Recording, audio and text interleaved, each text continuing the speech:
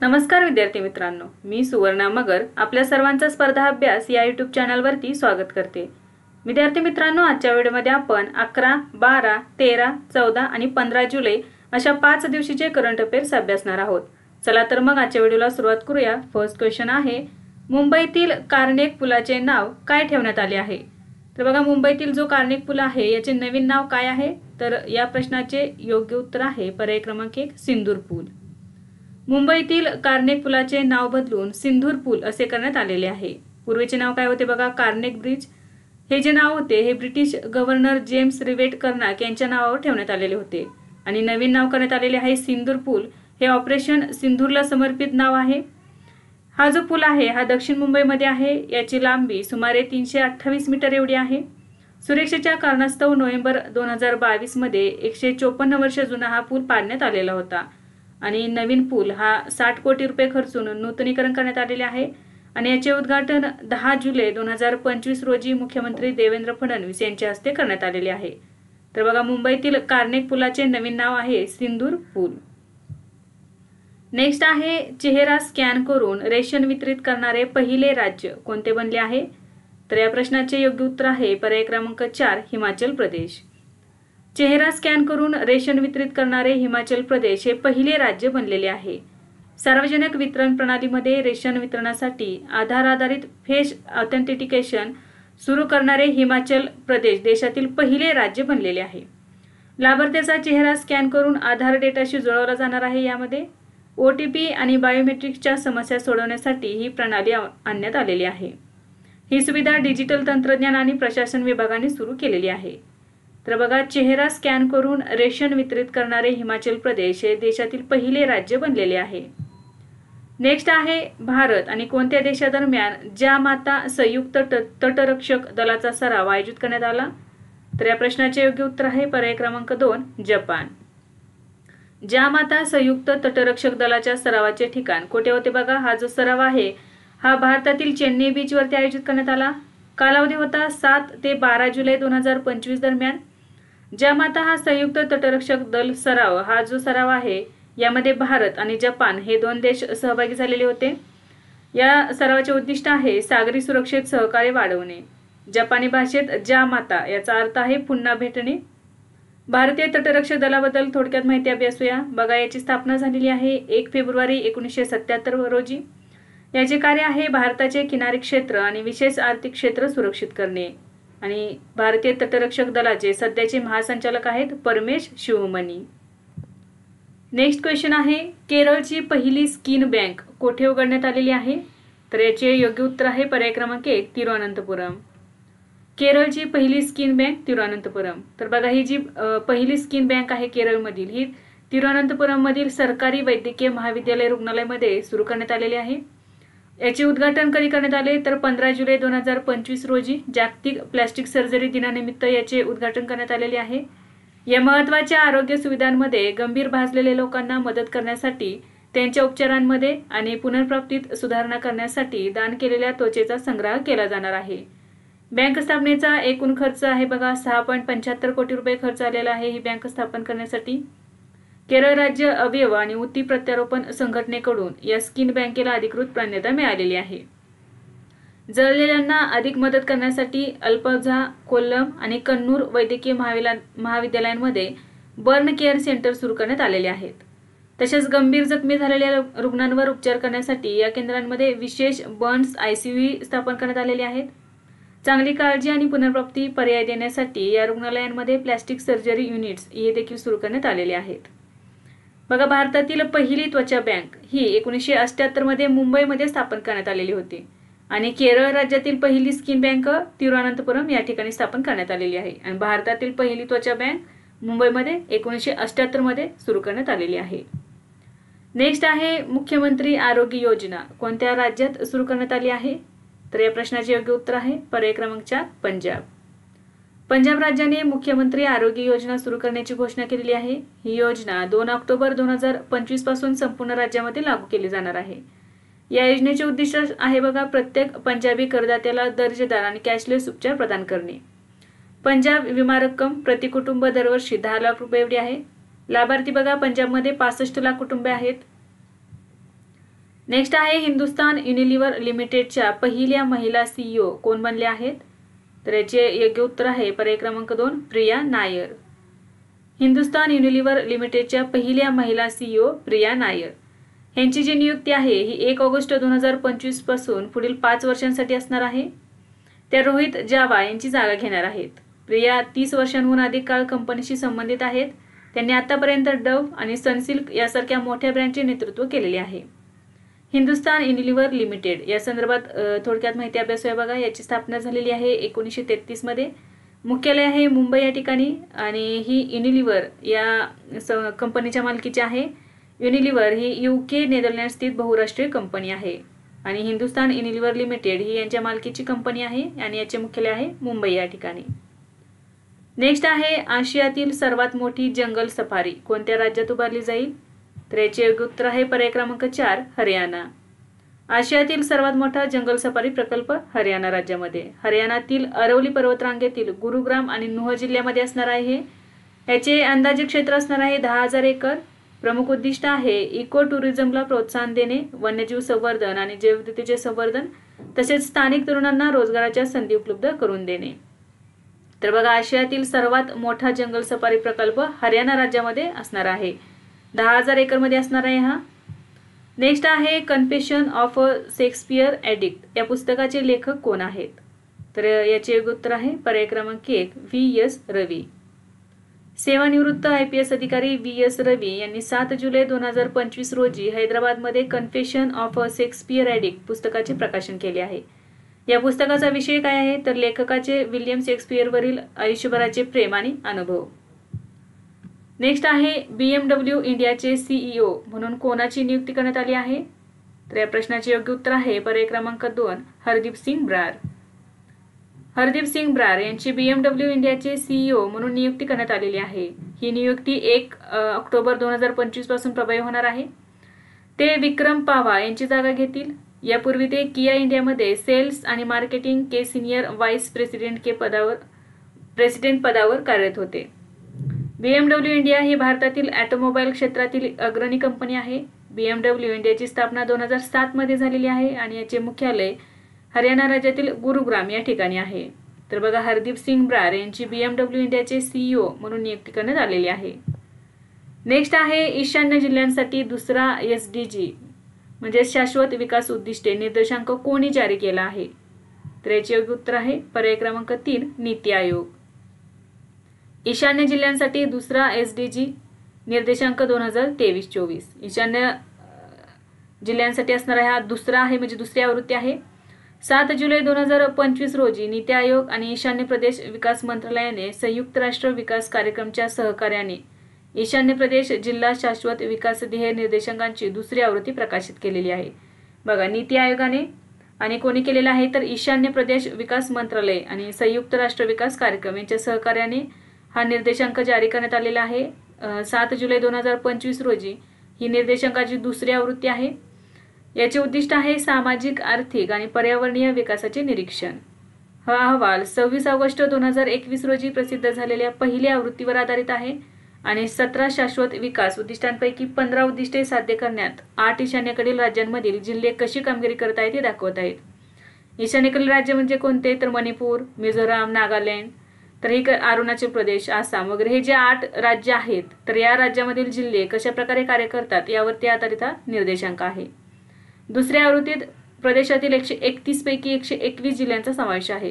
पहिल्या आवृत्तीमध्ये 120 पैकी 103 जिल्ह्यांचा समावेश होता तर दुसऱ्या आवृत्तीत 131 पैकी 121 जिल्ह्यांचा समावेश आहे. या निर्देशांकानुसार पहिले 3 जिल्हे कोणते आहेत बघा? हनाथियाल मिझोराम राज्यातील आहे. सर्वाधिक गुण मिळालेले आहेत 81.43. दुसऱ्या क्रमांकावरती आहे चंपाई मिझोराम राज्यातील 79.86. तिसरा आहे गोमती जिल्हा त्रिपुरा राज्यातील 78.79 गुण मिळालेले आहेत. तर अरुणाचल प्रदेशातील लॉन्गडिंगला सर्वात कमी गुण मिळालेले आहेत. नेक्स्ट आहे लंडनमधील लॉर्ड्स क्रिकेट ग्राउंडच्या संग्रहालयात कोणाचे चित्र स्थापित करण्यात आले आहे? तर या प्रश्नाचे योग्य उत्तर आहे पर्याय क्रमांक 3 सचिन तेंडुलकर. सचिन तेंडुलकरचे चित्र हे लंडनमधील लॉर्ड्स क्रिकेट ग्राउंडच्या संग्रहालयात बसवण्यात आलेले आहे. हे चित्र 18 वर्षे जुन्या छायाचित्रावर आधारित बनवण्यात आलेले आहे. कलाकार आहेत Stuart Pearson Wright. Sachin Tendulkar यांनी स्वतः या चित्राचे उद्घाटन केलेले आहे.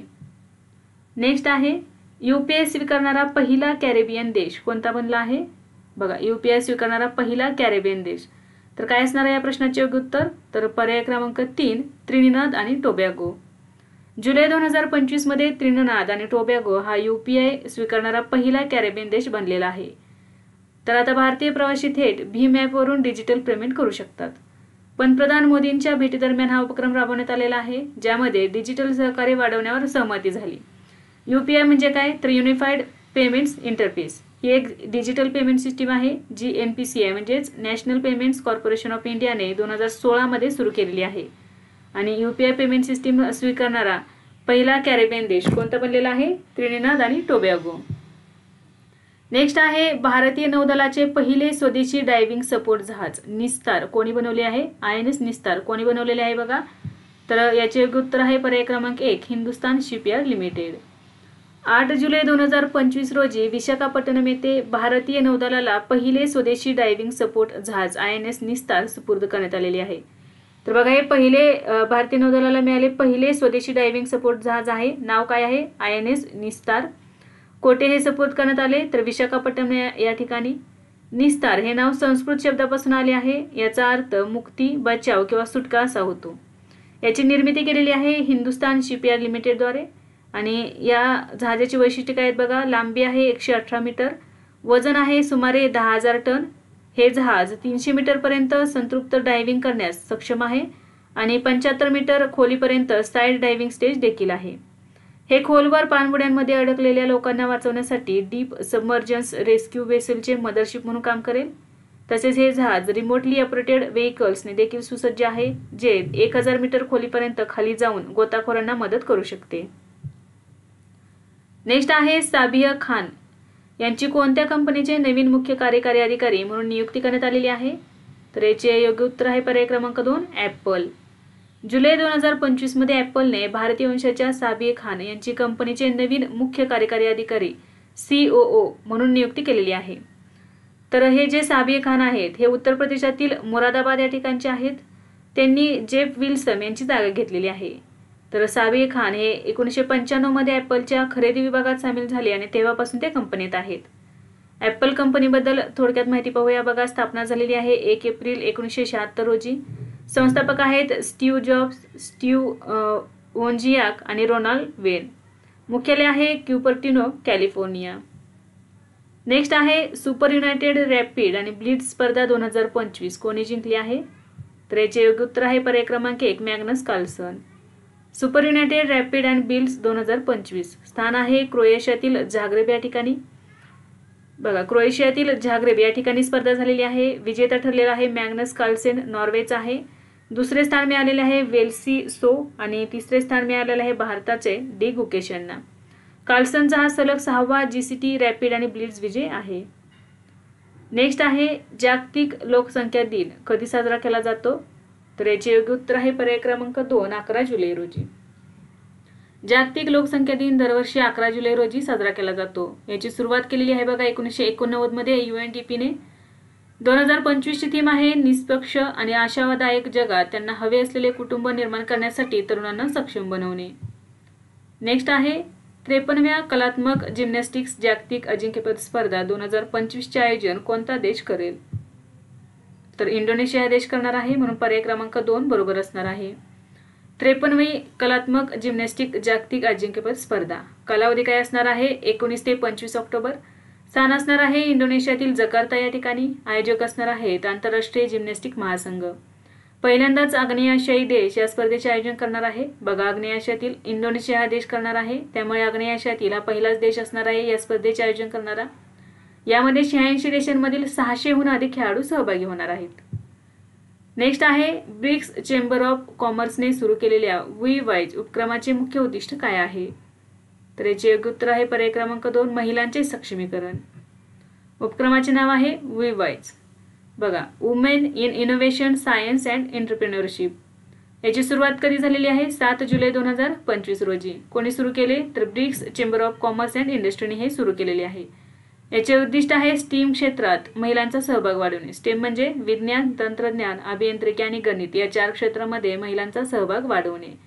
यासाठी ही वीवाईज ही मोहीम सुरू करण्यात आलेली आहे। नेक्स्ट आहे अलीकडेच सॉव्हरेन AI प्लॅटफॉर्म कोणी लॉन्च केला आहे? तर याचे योग्य उत्तर आहे पर्याय क्रमांक 1 HCL सॉफ्टवेअर। जुलै 2025 मध्ये भारतात सरकारी डेटा गोपनीयता आणि तांत्रिक स्वावलंबनाला प्रोत्साहन देण्यासाठी HCL सॉफ्टवेअरने सॉव्हरेन AI प्लॅटफॉर्म लॉन्च केलेला आहे। कशासाठी लॉन्च केलेला आहे? तर भारतामध्ये सरकारी डेटा गोपनीयता आणि तांत्रिक स्वावलंबनाला प्रोत्साहन देणे। कोणी सुरू केलेले आहे? तर HCL सॉफ्टवेअर, HCL हे सुरू केलेले आहे। हे एक AI प्लॅटफॉर्म आहे जे पूर्णपणे देशात विकसित, नियंत्रित आणि अंमलात आणले जाते। उद्दिष्ट आहे राष्ट्रीय डेटाचे संरक्षण करणे, परदेशी तंत्रज्ञानावरील अवलंबित्व कमी करणे, स्थानिक प्रतिभा आणि पायाभूत सुविधांना प्रोत्साहन देणे। भारत सरकारने सॉव्हरेन AI साठी $1.2 अब्ज गुंतवणूक केलेली आहे। नेक्स्ट क्वेश्चन आहे चक्रीवादळ दानस किंवा डॅनस याचा कोणत्या देशावर परिणाम झाला आहे? तर याचे योग्य उत्तर आहे पर्याय क्रमांक 2 तैवान। चक्रीवादळ डॅनस बद्दल बघा, तर हे कधी आलेले होते? 7 जुलै 2025 रोजी। प्रभावित क्षेत्रे आहेत चिआई ताइवान, तायनान, काओशुंग आणि युनलिन तैवान। चक्रीवादळाचा वेग, कमाल वाऱ्याचा वेग किती होता? 90 किलोमीटर पर तास। नेक्स्ट आहे पंतप्रधान नरेंद्र मोदींना कोणत्या देशाचा Grand Collar of the National Order of the Southern Cross पुरस्कार देण्यात आला आहे? तर याचे योग्य उत्तर आहे पर्याय क्रमांक 4 ब्राझील। पंतप्रधान नरेंद्र मोदी यांना ब्राझीलचे अध्यक्ष लुला दा सिल्वा यांच्या हस्ते Grand Collar of the National Order of the Southern Cross हा सर्वोच्च नागरी सन्मान प्रदान करण्यात आला आहे। हा पंतप्रधान नरेंद्र मोदीचा आंतरराष्ट्रीय लेव्हलचा 26वा सन्मान आहे। भारतीय पंतप्रधान 2 जुलै ते 10 जुलै दरम्यान 5 देशांच्या दौऱ्यावर होते, त्यावेळेस त्यांना हा सन्मान देण्यात आलेला आहे। नेक्स्ट आहे महिलांसाठी सहेली स्मार्ट कार्ड योजना कोठे सुरू करण्यात आली आहे? तर या प्रश्नाचे योग्य उत्तर आहे पर्याय क्रमांक 4 दिल्ली। जुलै 2025 मध्ये दिल्ली परिवहन महामंडळाने गुलाबी तिकीट योजना बंद करून सहेली स्मार्ट कार्ड योजना सुरू केलेली आहे। बघा, यापूर्वी दिल्ली परिवहन महामंडळाने महिलांसाठी आणि ट्रान्सजेंडरसाठी गुलाबी तिकीट योजना सुरू केलेली होती, तर आता ती बंद करून त्याऐवजी सहेली स्मार्ट कार्ड ही योजना सुरू केलेली आहे। याचे उद्दिष्ट काय आहे? तर मोफत प्रवास योजनेचा गैरवापर रोखणे आणि प्रणाली डिजिटल आणि पारदर्शक करणे। लाभार्थी असणार आहेत दिल्लीतील महिला आणि ट्रान्सजेंडर, 12 वर्ष किंवा त्याहून अधिक वयाच्या महिला आणि ट्रान्सजेंडर यासाठी ही योजना असणार आहे। हे विशेषतः काय आहे योजनेची? तर DTC आणि क्लस्टर बसमध्ये मोफत प्रवास मिळणार आहे 12 वर्षांपेक्षा जास्त वय असणाऱ्या महिलांना आणि ट्रान्सजेंडर यांना। सहेली स्मार्ट कार्ड योजनेअंतर्गत एक कार्ड देण्यात येणार आहे महिलांना, त्यानुसार त्यांना DTC आणि क्लस्टर बसमध्ये मोफत प्रवास मिळणार आहे। नेक्स्ट आहे इंग्लंडमधील एजबेस्टन येथे कसोटी जिंकणारा पहिला आशियाई संघ कोणता ठरला आहे? तर याचे योग्य उत्तर आहे पर्याय क्रमांक 3 भारत। एजबेस्टन इंग्लंड येथे कसोटी जिंकणारा भारत पहिला आशियाई संघ बनला आहे। भारताने इंग्लंडचा 336 धावांनी पराभव केला। भारताचा परदेशी भूमीवरील सर्वात मोठा कसोटी विजय आहे हा, 336 धावांनी विजय मिळवलेला आहे। भारताचा कर्णधार होता शुभमन गिल। या कसोटी सामन्यात शुभमन गिलने बनवलेले विक्रम बघा, भारतीय कर्णधार म्हणून सर्वात मोठी कसोटी खेळी खेळलेली आहे 269 धावा। कसोटीत एकूण 430 धावा करणारा पहिला भारतीय फलंदाज ठरलेला आहे। दोन्ही पारींमध्ये त्याने शतक केलेले आहे। नेक्स्ट आहे डिजी लक्ष्मी योजना कोणत्या राज्यात सुरू करण्यात आली आहे? तर याचे योग्य उत्तर आहे पर्याय क्रमांक 4 आंध्र प्रदेश। डिजी लक्ष्मी योजना सुरुवात 30 जून 2025 रोजी। राज्य आहे आंध्र प्रदेश। उद्दिष्ट आहे डिजिटल सेवांद्वारे शहरी महिलांना सक्षम बनवणे। ही योजना डिजिटल उद्योजकतेद्वारे शहरी गरीब महिलांना स्वावलंबी बनवण्याच्या दिशेने एक मोठे पाऊल आहे। राज्याचे सर्व शहरी स्थानिक संस्थांमध्ये 9034 कॉमन सर्व्हिस सेंटर स्थापन करण्याची योजना आहे। डिजी लक्ष्मी योजना ही स्वयं मदत गटांमधील महिलांना लहान व्यवसाय मालक बनवण्यास मदत करण्यासाठी डिझाईन केलेली आहे। ही योजना अधिकृतपणे नगरपालिका प्रशासन आणि शहरी विकास विभागाने सुरू केलेली आहे। प्रत्येक महिलेला महानगरपालिका क्षेत्रातील गरिबी निर्मूलन अभियानाकडून प्रशिक्षण आणि पाठिंबा मिळाले। केंद्रे स्थापन करण्यासाठी त्या 2 लाख ते 2.5 लाखापर्यंत कर्ज देखील घेऊ शकतात। तर डिजी लक्ष्मी योजना आंध्र प्रदेश राज्यामध्ये 30 जून 2025 रोजी सुरू करण्यात आलेली आहे। उद्दिष्ट आहे डिजिटल सेवांद्वारे शहरी महिलांना सक्षम बनवणे। नेक्स्ट क्वेश्चन आहे IPL मधील सर्वात मौल्यवान फ्रँचायझी कोण बनली आहे? तर याचे योग्य उत्तर आहे पर्याय क्रमांक 1 RCB। रॉयल चॅलेंजर्स बंगळुरू म्हणजेच RCB ही सर्वात मौल्यवान फ्रँचायझीचा दर्जा मिळवलेला आहे. संघाची ब्रँड व्हॅल्यू ही $269 दशलक्ष एवढी वाढलेली आहे, म्हणजेच किती अंदाजे 2304 कोटी रुपयेपर्यंत. 2025 मध्ये रॉयल चॅलेंजर्स बंगळुरूने पहिल्यांदाच IPL विजेतेपद जिंकलेले आहे. फ्रँचायझी ब्रँड व्हॅल्यू 2025 मध्ये किती आहे बघा. पहिल्या क्रमांकावरती आहे रॉयल चॅलेंजर्स बंगळुरू $269 दशलक्ष. दुसऱ्या क्रमांकावरती आहे मुंबई इंडियन्स, तिसरी आहे चेन्नई सुपर किंग्स आणि चौथ्या क्रमांकावरती आहे कोलकाता नाईट रायडर्स. नेक्स्ट आहे 1 जानेवारी 2026 पासून युरोझोनचा 21वा सदस्य कोण होईल. तर याचे योग्य उत्तर आहे पर्याय क्रमांक 3 बल्गेरिया. 1 जानेवारी 2026 पासून बल्गेरिया युरोझोनचा 21वा सदस्य देश होणार आहे. युरोपियन युनियनच्या अर्थमंत्र्यांनी 8 जुलै 2025 रोजी अंतिम मंजुरी दिलेली आहे. 2026 पासून बल्गेरियाचे नवीन चलन युरो असणार आहे. जुने चलन होते लेव आणि आता 1 जानेवारी 2026 पासून युरो हे चलन असणार आहे बल्गेरिया देशाचे. युरोझोनचा तो 21वा सदस्य होणार आहे. युरोझोन हा एक आर्थिक आणि मौद्रिक क्षेत्र आहे ज्यामध्ये युरोपियन युनियनच्या देशांनी युरोला त्यांचे अधिकृत चलन म्हणून स्वीकारले आहे. युरोझोनची स्थापना 1999 मध्ये झाली आणि क्रोएशिया हा युरोझोनमध्ये सामील होणारा 20वा सदस्य देश होता आणि 21वा होणार आहे बल्गेरिया. नेक्स्ट आहे शाकंभरी महोत्सव 2025 कोणत्या राज्यात साजरा करण्यात आला. तर याचे योग्य उत्तर आहे पर्याय क्रमांक 4 आंध्र प्रदेश. शाकंभरी महोत्सव 2025 स्थान होते आंध्र प्रदेश राज्यातील विजयवाडा या ठिकाणी.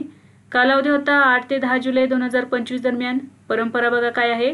तर या महोत्सवामध्ये भाविक देवीला भाज्या दान करतात. मंदिर परिसर अनेक भाज्यांनी सजवला जातो. पारंपरिक महोत्सव आहे हा शाकंभरी महोत्सव आंध्र प्रदेश राज्यामध्ये.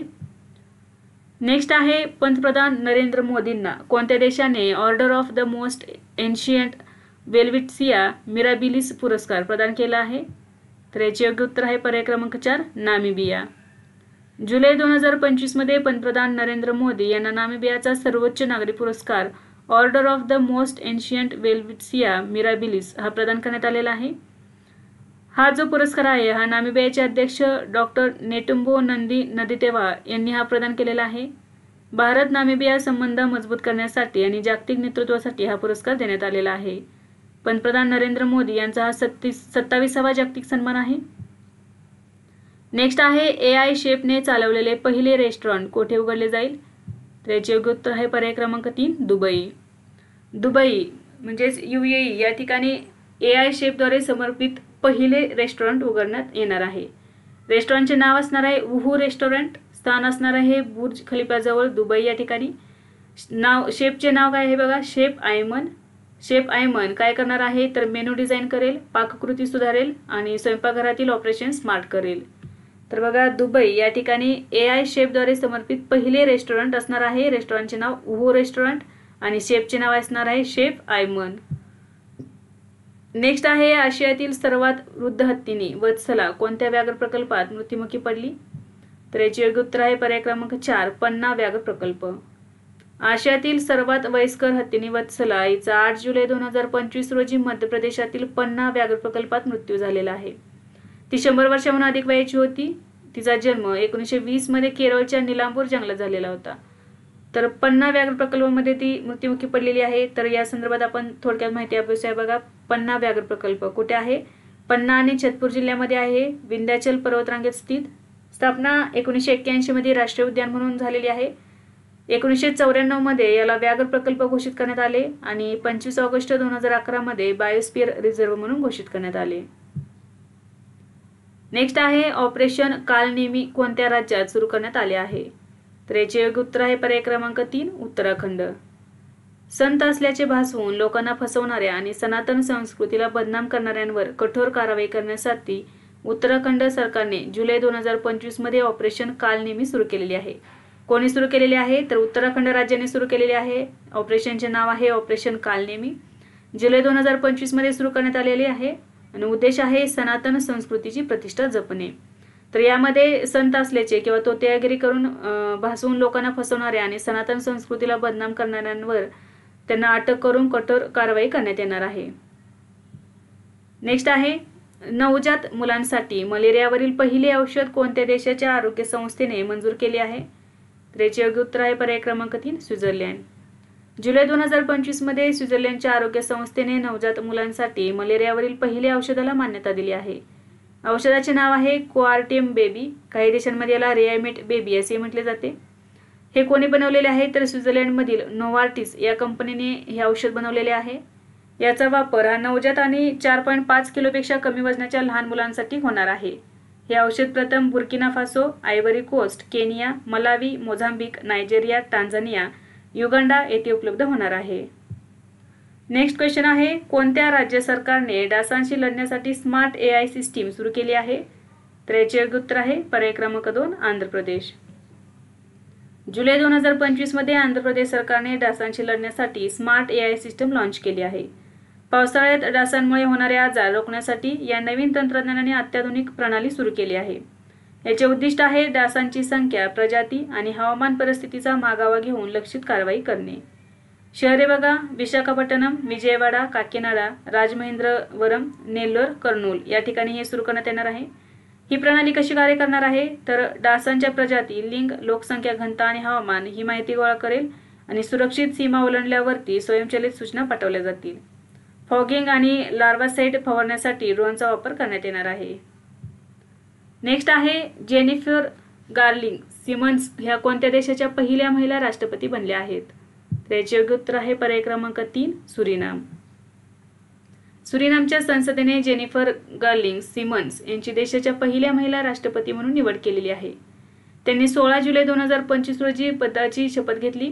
नॅशनल डेमोक्रॅटिक पक्षाच्या नेतृत्वाखाली त्यांची बिनविरोध निवड झालेली आहे. नेक्स्ट आहे, चिंता रवींद्रम पुरस्कार 2025 कोणाला प्रदान करण्यात आला? तर याचे योग्य उत्तर आहे पर्याय क्रमांक 4 शरण कुमार लिंबाळे. बघा, पुरस्काराचे नाव आहे चिंता रवींद्रम पुरस्कार 2025 कोणाला देण्यात आला? शरण कुमार लिंबाळे यांना. ते प्रसिद्ध मराठी लेखक आहेत, तर त्यांच्या सनातन या लेखनासाठी हा पुरस्कार देण्यात आलेला आहे. 2010 मध्ये ही कादंबरी प्रकाशित झालेली आहे सनातन. यासाठी शरण कुमार लिंबाळे यांना चिंता रवींद्रम पुरस्कार 2025 देण्यात आलेला आहे. या पुरस्काराची रक्कम आहे 15 लाख रुपये. हा पुरस्कार कोणी दिलेला आहे तर के बिर्ला फाउंडेशनने दिलेला आहे. हा पुरस्कार देण्याचा उद्देश आहे भारतीय भाषांमध्ये प्रकाशित झालेल्या उत्कृष्ट साहित्य कृतींचा सन्मान करणे. नेक्स्ट आहे, गजमित्र योजना कोणत्या राज्यात सुरू करण्यात आली आहे? तर याचे योग्य उत्तर आहे पर्याय क्रमांक 4 आसाम. गजमित्र योजना आसाम. मुख्य ध्येय आहे मानव आणि हत्तींमधील वाढता संघर्ष थांबवणे. यामध्ये 80 गावांमध्ये 8 स्थानिक सदस्यांचे संघ तयार केले जातील. हे पथक हत्तींच्या हालचालींवर लक्ष ठेवतील आणि लोकांना वेळेवर सूचना देतील. भात लागवडीदरम्यान हत्तींना सुरक्षित मार्ग देण्यात ते मदत करतील. नेक्स्ट आहे, भारत मका शिखर परिषद 2025 कोठे आयोजित करण्यात आली? तर याचे योग्य उत्तर आहे पर्याय क्रमांक 2 नवी दिल्ली. भारत मका शिखर परिषद 2025 ची आवृत्ती आहे 11वी. कधी आयोजित करण्यात आले तर 7 जुलै 2025 रोजी. ठिकाण होते नवी दिल्ली. सहयोग कुणी केलेले आहे तर फिक्की आणि इंडियन इन्स्टिट्यूट ऑफ मका संशोधन. उद्घाटन केलेले आहे केंद्रीय कृषी मंत्री शिवराज सिंह चौहान यांनी. याचे उद्दिष्ट आहे 2047 पर्यंत मक्याचे उत्पादन दुप्पट करणे. लक्ष्य आहे 42.3 दशलक्ष टनांवरून 86 दशलक्ष टनांपर्यंत वाढवणे. नेक्स्ट आहे, भारत ऊर्जा साठवण सप्ताह 2025 कधी साजरा करण्यात आला? तर याचे योग्य उत्तर आहे पर्याय क्रमांक 1 8 ते 11 जुलै 2025 दरम्यान. भारत ऊर्जा साठवण सप्ताह 2025 कालावधी होता 8 ते 11 जुलै 2025 दरम्यान. नवी दिल्ली या ठिकाणी आयोजित करण्यात आला. उद्घाटन केलेले आहे केंद्रीय मंत्री हर्ष मल्होत्रा यांनी. मुख्य उद्दिष्ट आहे ऊर्जा साठवण तंत्रांना प्रोत्साहन देणे, हरित ऊर्जा, इलेक्ट्रिक वाहन आणि बॅटरी नवकल्पनांचे प्रदर्शन करणे. नेक्स्ट आहे, 2027 मध्ये ISSF नेमबाजी विश्वचषक कोण आयोजित करेल? तर याचे योग्य उत्तर आहे पर्याय क्रमांक 2 भारत. 2027 मध्ये भारत ISSF नेमबाजी विश्वचषक वरिष्ठ आयोजित करणार आहे.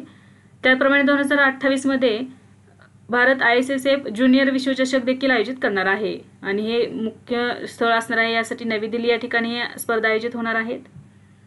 नेक्स्ट आहे, पीटर रुफाई हे कोणत्या देशातील फुटबॉल खेळाडू होते ज्यांचे नुकतेच निधन झाले? तर याचे योग्य उत्तर आहे पर्याय क्रमांक 3 नायजेरिया. माजी नायजेरियन गोलकीपर पीटर रुफाई यांचे 4 जुलै 2025 रोजी वयाच्या 61व्या वर्षी निधन झाले. पीटर रुफाई हे नायजेरियाच्या सुपर ईगल्स संघाचा सर्वाधिक गोल करणारे खेळाडू होते.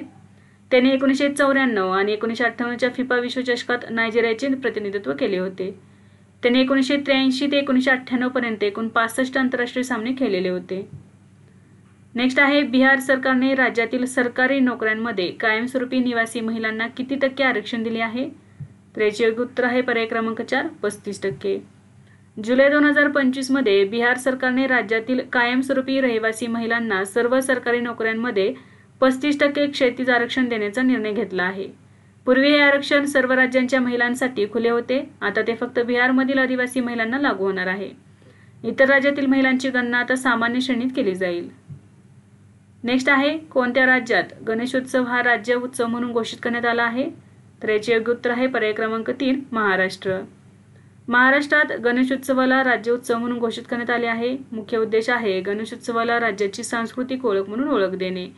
सुरुवात कधी झाली गणेशोत्सवाची? तर सार्वजनिक गणेशोत्सवाची सुरुवात ही 1893 मध्ये लोकमान्य बाळ गंगाधर टिळक यांनी केलेली आहे.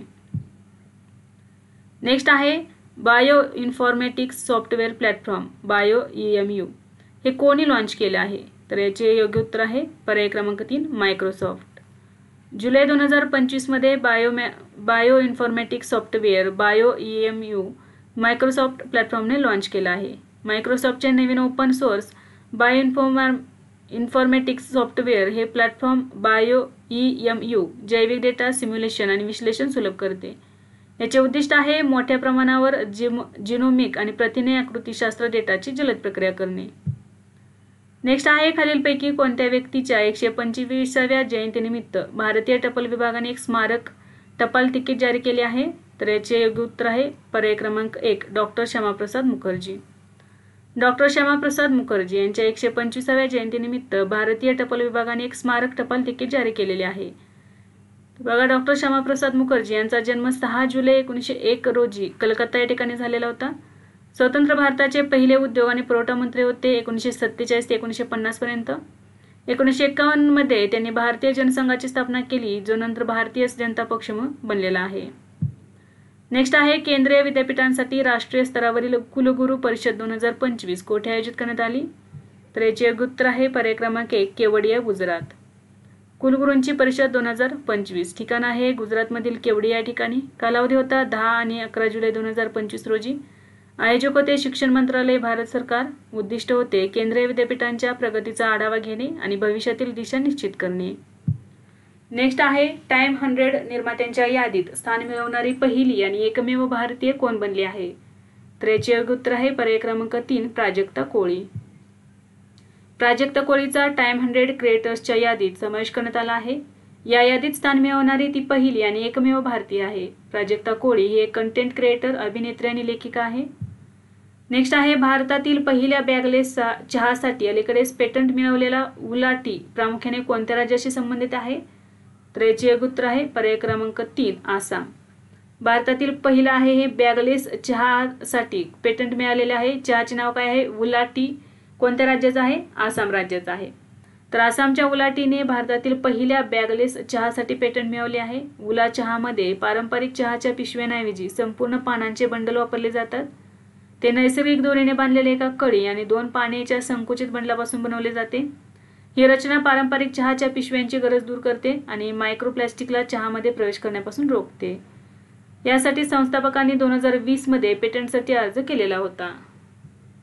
नेक्स्ट आहे Uttar Pradesh agritech innovation hub आणि टेक शोकेसचे उद्घाटन कोठे झाले आहे? तर याचे उत्तर आहे पर्याय क्रमांक 2 मेरठ. 8 जुलै 2025 रोजी मेरठ येथील सरदार वल्लभभाई पटेल कृषी आणि तंत्रज्ञान विद्यापीठ येथे यूपी ॲग्रीटेक इनोव्हेशन हब आणि टेक शोकेसचे उद्घाटन करण्यात आले आहे. उद्घाटन करण्यात आलेले बघा केंद्रीय शिक्षण मंत्री धर्मेंद्र प्रधान आणि राज्यमंत्री जयंत चौधरी यांनी. भागीदार संस्था आहेत IIT रोपार. उद्दिष्ट आहे शेतकरी, स्टार्टअप, संशोधक आणि शैक्षणिक संस्थांना जोडून शाश्वत आणि स्मार्ट कृषी उपाय विकसित करणे. नेक्स्ट आहे नवीनतम फिफा क्रमवारीत भारताचे स्थान काय आहे? तर याचे उत्तर आहे पर्याय क्रमांक 3 133. जुलै 2025 मध्ये फिफा क्रमवारीत भारत 133व्या स्थानावर पोहोचला आहे. 2016 नंतर भारताचे सर्वात वाईट रँकिंग आहे. तर भारताची 6 स्थानांनी घसरण झालेली. यापूर्वी 127व्या क्रमांकावरती होता. आशियातील 46 देशांमध्ये भारत 24व्या स्थानावर आहे. जागतिक क्रमवारीत टॉप 5 देश कोणते आहेत बघा. पहिल्या क्रमांकावरती अर्जेंटिना, दुसरा आहे स्पेन, तिसरा फ्रान्स, 4थ्या क्रमांकावरती इंग्लंड आणि 5व्या क्रमांकावरती आहे ब्राझील हा देश. नेक्स्ट आहे आदिवासी युवकांसाठी तलाश उपक्रम राष्ट्रीय आदिवासी विद्यार्थी शिक्षण संस्था आणि कोणी सुरू केला आहे? तर याचे योग्य उत्तर आहे पर्याय क्रमांक 2 युनिसेफ इंडिया. जुलै 2025 मध्ये तलाश उपक्रम आदिवासी युवकांसाठी डिजिटल प्लॅटफॉर्म संयुक्त उपक्रम सुरू करण्यात आलेला आहे. कोणी कोणी सुरू केला? तर राष्ट्रीय आदिवासी विद्यार्थी शिक्षण संस्था आणि युनिसेफ इंडिया यांनी हा सुरू केलेला आहे. तलाश या उपक्रमाचे पूर्ण नाव काय आहे? Tribal aptitude life skills and self esteem hub. उद्देश आहे आदिवासी विद्यार्थ्यांची आवड, क्षमता आणि आत्मविश्वास ओळखणे. तर विद्यार्थी मित्रांनो, आज आपण काही महत्त्वाचे चालू घडामोडीचे घटक अभ्यासले. यासारखेच नवनवीन व्हिडिओ पाहण्यासाठी चॅनलला लाईक करा आणि सबस्क्राईब करायला विसरू नका.